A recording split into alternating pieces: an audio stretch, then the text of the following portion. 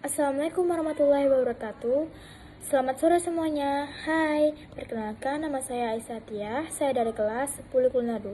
Di sini saya ingin mengikuti remedial sejarah dan saya akan menjelaskan konsep berpikir diakronik dan sinkronik beserta 12 kerajaan Hindu-Buddha.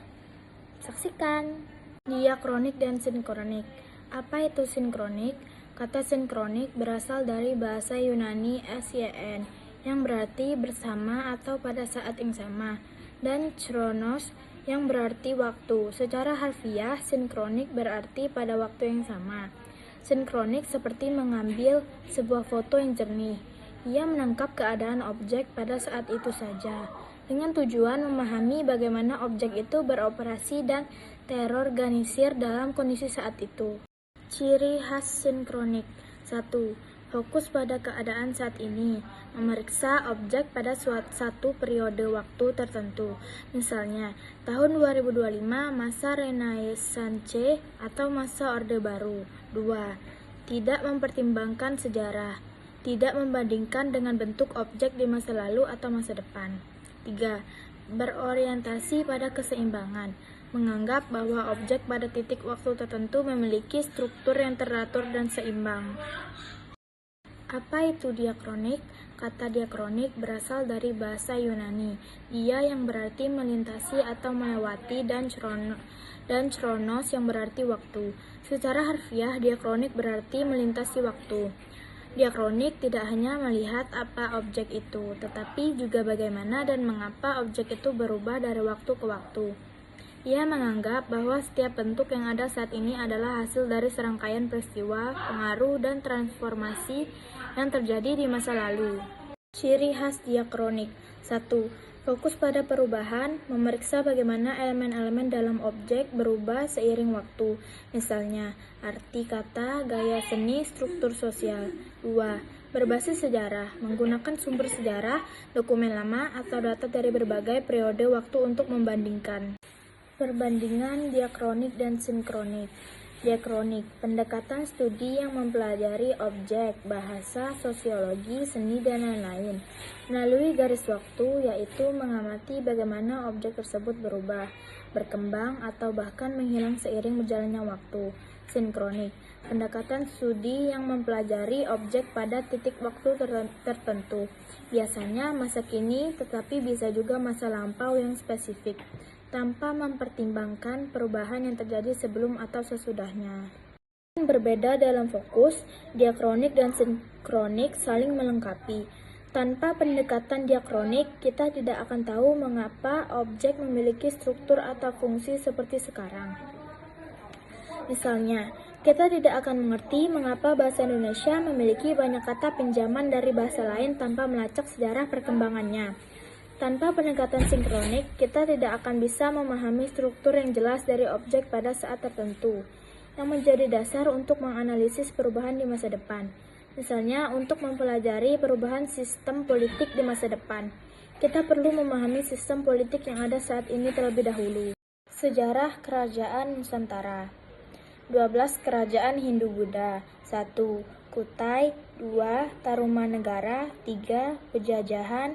4. Melayu. 5. Sriwijaya. 6. Kalingga. 7. Mataram.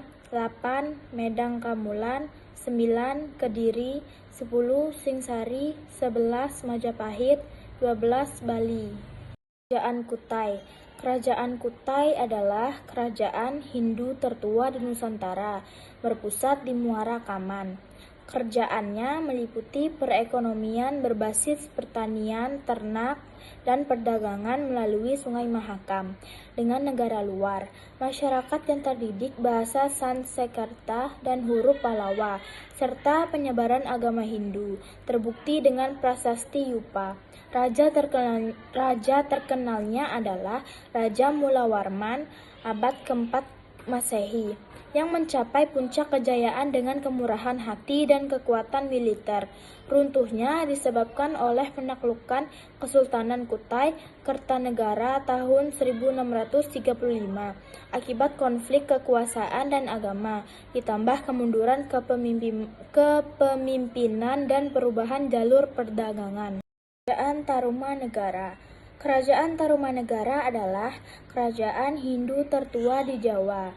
Berdirinya abad ke-4 Masehi dan berakhir abad ke-7 Masehi dengan pusat di Bogor. Kerjaannya meliputi pertanian padi dengan sistem irigasi. Pajajaran atau Sunda. Pajajaran adalah ibu kota dan juga nama lain yang sering digunakan untuk menyebut kerajaan Sunda pada masa puncaknya. Berdiri sekitar abad ke-7 Masehi dan berakhir tahun 1579 Masehi di daerah Bogor, Jawa Barat. Raja terkenalnya adalah Sanghyang Siasat (abad ke-14 Masehi) yang membawa kerajaan ke puncak kejayaan dengan memperluas wilayah hingga pantai selatan Jawa Barat dan memelihara perdamaian serta hubungan perdagangan yang baik.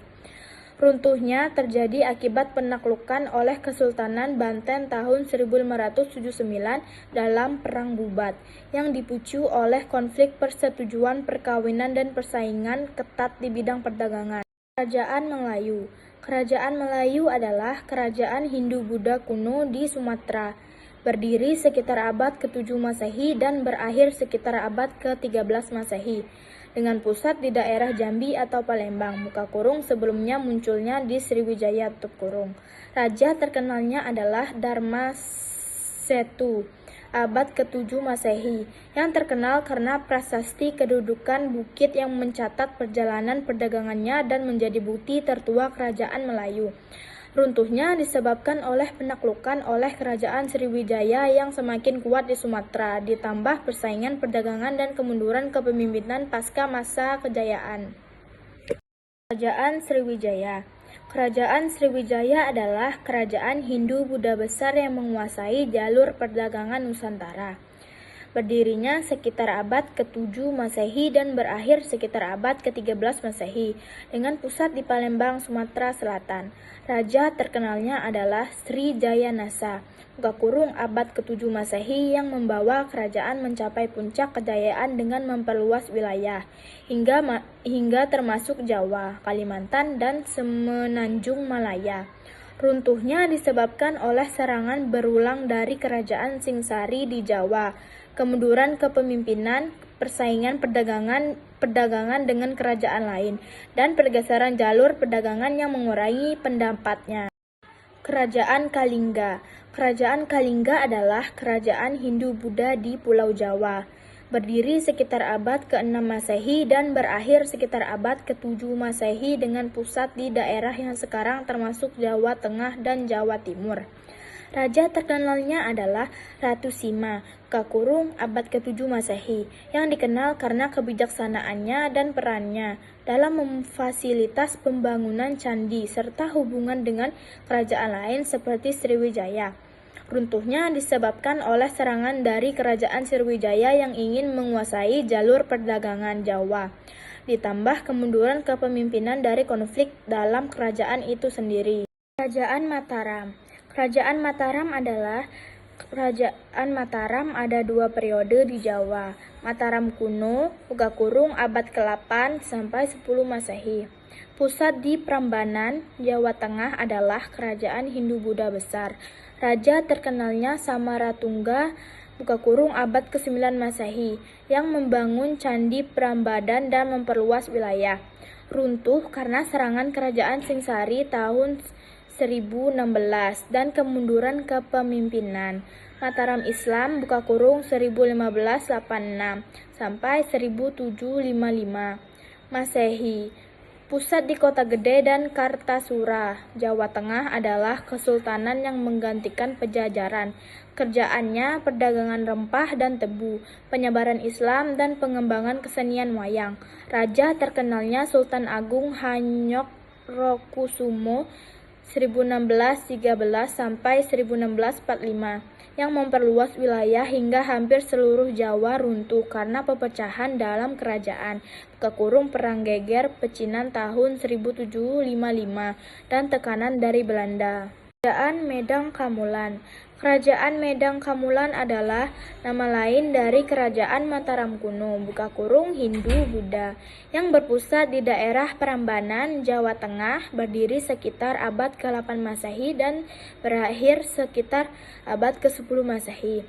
Raja terkenalnya adalah Samaratungga abad ke-9 Masehi, yang membawa kerajaan ke puncak kejayaan dengan memperluas wilayah dan memerintahkan pembangunan Candi Prambanan. Runtuhnya disebabkan oleh serangan berulang dari kerajaan Singgasari yang semakin kuat di Jawa Timur, ditambah kemunduran kepemimpinan pasca masa Samaratungga dan konflik dalam kerajaan itu sendiri. Kerajaan Kediri. Kerajaan Kediri adalah kerajaan Hindu-Buddha di Jawa Timur, berdiri sekitar tahun 1042 Masehi, setelah menggantikan kerajaan Kahuripan dan berakhir sekitar tahun 1222 Masehi, dengan pusat di daerah Kediri dan kemudian Dahanapura, sekarang Jombang. Raja terkenalnya adalah Airlangga (1019 sampai 1049 Masehi), yang mendirikan kerajaan ini setelah menyatukan wilayah yang terpecah dan membawa kejayaan dengan membangun saluran irigasi dan memperkuat perdagangan. Runtuhnya disebabkan oleh penaklukan oleh kerajaan Singgasari yang dipimpin oleh Ken Arok tahun 1222 akibat konflik kekuasaan dan kemunduran kepemimpinan pasca masa Airlangga. Kerajaan Singgasari. Kerajaan Singgasari adalah kerajaan Hindu-Buddha besar di Jawa Timur, berdiri tahun 1022 Masehi setelah Ken Arok menaklukkan kerajaan Kediri dan berakhir tahun 1292 Masehi dengan pusat di daerah Singgasari (sekarang Malang). Raja terkenalnya adalah Kertanegara (1268 sampai 1292 Masehi), yang membawa kerajaan ke puncak kejayaan dengan kebijakan ekspansionis dan menentang pengaruh Mongol. Runtuhnya disebabkan oleh pemberontakan Jayakatwang dari kerajaan Gelang-Gelang tahun 1292 yang membunuh Kertanegara, segera diikuti oleh serangan pasukan Mongol yang tiba terlalu lambat untuk menyelamatkannya. Kerajaan Majapahit. Kerajaan Majapahit adalah kerajaan Hindu-Buddha terbesar di sejarah Nusantara, berdiri tahun 1293 Masehi, setelah Raden Wijaya menaklukkan Jayakatwang dan mengusir pasukan Mongol, serta berakhir sekitar tahun 1527 Masehi dengan pusat di Trowulan (sekarang Mojokerto, Jawa Timur). Raja terkenalnya adalah Hayam Wuruk (1350 sampai 1389 Masehi), yang membawa kerajaan ke puncak kejayaan selama masa perwiraannya Gajah Mada. Runtuhnya disebabkan oleh perpecahan kekuasaan dalam kerajaan pasca Hayam Wuruk, persaingan antara penguasa daerah, serangan dari kerajaan Islam yang berkembang, dan pergeseran jalur perdagangan yang mengurangi pendapatnya. Kerajaan Bali. Kerajaan Bali adalah Kerajaan Bali merujuk pada serangkaian kerajaan Hindu di Pulau Bali yang ada sejak abad ke-9 Masehi hingga tahun 1908 Masehi, dengan pusat yang berpindah antar daerah seperti Singaraja, Klungkung, dan Badung. Raja terkenalnya adalah Dewa Agung Putu Jenlatik (1710 1772 Masehi), yang menyatukan sebagai wilayah Bali dan memajukan kerajaan Klungkung menjadi pusat kekuasaan utama. Runtuhnya terjadi tahun 1908 setelah serangan pasukan Belanda yang menaklukkan semua kerajaan lokal di Bali, dipicu oleh keinginan Belanda menguasai seluruh wilayah Hindia Belanda dan konflik dengan penguasa Bali yang menentang kolonisasi. Mungkin itu saja penjelasan dari kerajaan 12 Hindu-Buddha dan diakronik dan sinkronik. Saya akhiri. Wassalamualaikum warahmatullahi wabarakatuh.